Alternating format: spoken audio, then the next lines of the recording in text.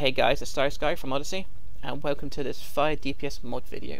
Now in this video I'm going to be going through what kind of mods I'm using in my gear, which will cover the red, yellow, blue, and the tactical mods as well.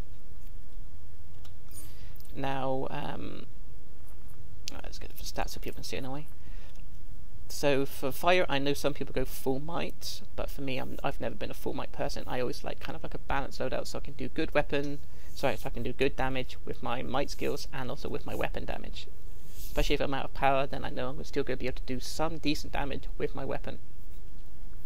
So anyway, let's start with the main, sockets, the red ones, so which is my feet, waist, hands, and back. Now, in my all red sockets, I am using the precision and might. I have it as expert, but for anyone who's lower geared, I'm using precision and might. In the back, hands, waist, feet. Also in my rings, I am using precision and might as well. So in the shoulders and in the head, I am using, well, in one I have restoration and might, and in the other I have might and power. Now that is my fault. That one should be resto and might, since I like to have the extra restoration, especially when it comes to healing and all that kind of content. So personally for me, when it comes to the yellow sockets, I always want to be running resto and might in them. I just haven't swapped over that one yet though, so ignore that one. That one should be resto and might, same as the one is on my shoulders. So for the yellow socket, resto and might, and for the chest and the legs, you want to use might and health. As you can see, it's always good just to have a little bit extra HP, plus us we're cramming might into our sockets as well. So that's pretty much all of the colour sockets, the red, yellow and blue. And now we want to go to the tactical mods. Tactical mods you get from the DLC 6 Home Turf, so you do need that to actually access the tactical mods. It's a DLC worth buying, and it gives you so much, like orbital strikes, sidekicks, backup, supply drops, access to the tactical mods, which will help you out in many ways. So anyway, in my weapon one, I always use blast adapter, just because I read the description for weapon attacks have a chance to blast your target and 5 other nearby enemies for additional damage. This effect can only occur once a second. So pretty much what this means is when it procs, basically you have a chance to do additional damage. So as I'm attacking, it could randomly go off and anything that's nearby will get hit for additional precision damage and get knocked down. It's just something like this, it's a free proc every now and again, and it's just, gives us free damage whenever it does go off. So it's always nice to have in. And in our neck, we want to put an escalator might. As the description says, increases your might by 87 for 8 seconds each time you hit an enemy with a harmful superpower. This effect can stack up to 3 times, does not work for supercharged powers. So what does this mean? This ability means that itself can stack up to 3 times, so pretty much it'd be 87 plus 87 plus 87.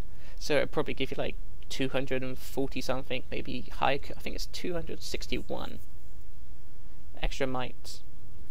And what does it mean by a harmful superpower? It pretty much means anything from your loadout. So if I hit him with like a Bastet, that's a harmful superpower. That's 87 extra might, and so forth. If I'm going to hit him with spontaneous combustion, that's another harmful superpower, another 87 stacked on top of the 87 from Mastet. So you can pretty much see what I mean by that mod. It's really good, and that's the primary one you should be using for the next socket. Okay, for the back, Berserker. Your damage output increases by an additional 30% when your health drops below 35%. Now, anyone who doesn't anyone who's not honest about their HP dropping below 35% is lying. Especially when it comes to endgame content, your HP will actually drop below 35% quite frequently because from the high spike damage that NPCs do. Now, what I mean by spike damage, pretty much like the normal stand damage you'll get hit for. It's like a couple hundred here, maybe 700 there. The healers can easily heal it. High spike damage is where you get hit for like 2,000 or 3,000 at damage, you know, at a time. So literally, you just took a spike of like 3k, you know, and your HP would have gone from like say 5k down to 2,000. So it's instantly dropped below, you know, quite a bit. So this is where your mod will come in handy for. As soon as it drops below 35% for that duration, all your damage will get bumped up by 30%. You know, it's always good. It'll help out quite a bit, especially, you know, for extra damage. Now in the chest socket, you want to use penetrating strikes. It goes your attacks ignore 582 defense, excuse me, and 744 toughness. Now, thanks to Kaiser from the EUPC, he did a video on core strength versus penetrating strikes, and he found out that the higher the content, the less damage modifier core strength gives. Even though it's meant to give 10%, that's a lie.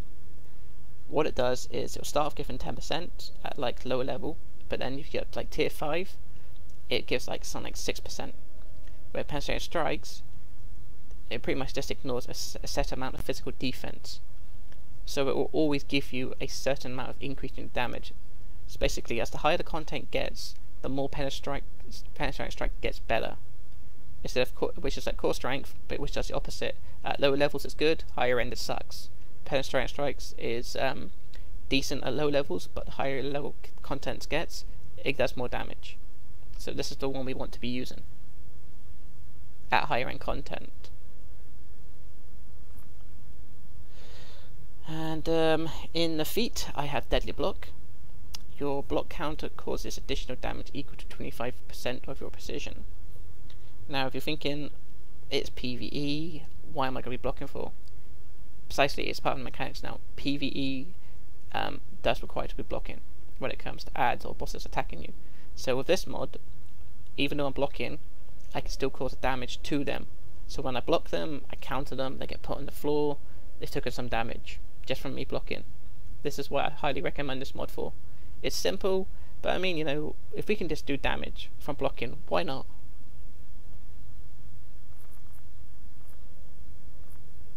And then for fire, we pretty much want to be swapping between empowered channeling.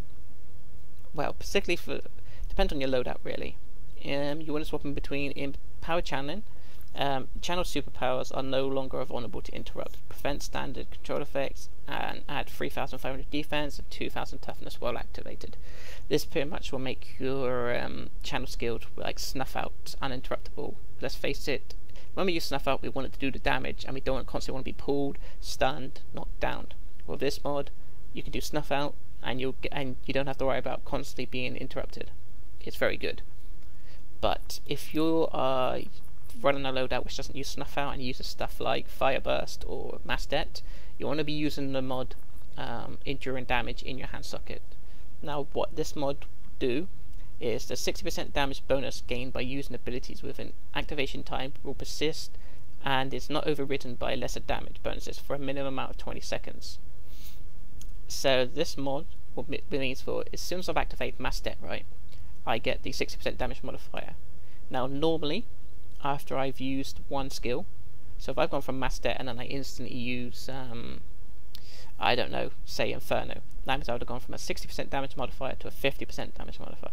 But what enduring damage does is it will keep the 60% damage modifier going, even when you use another powers. So mass det, this mod kicks in, 60% damage modifier permanently for 20 seconds. So that means Inferno would have got that 60% damage modifier, and any other skill I use afterwards.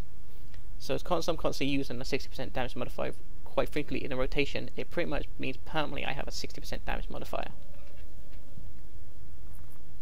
And that is it when it comes to all the tactical mods. So yeah, that pretty much covers all the red, yellow, blue and tactical mods. If you have any other suggestions to what other mods may be worth being tried out, please let me know. But otherwise, this is pretty much how I use what I'm using in my fire DPS build. So thank you very much for watching this, guys. I hope this helps you out, and until next time, I'll see you then. Beware my power. Green Lantern's light!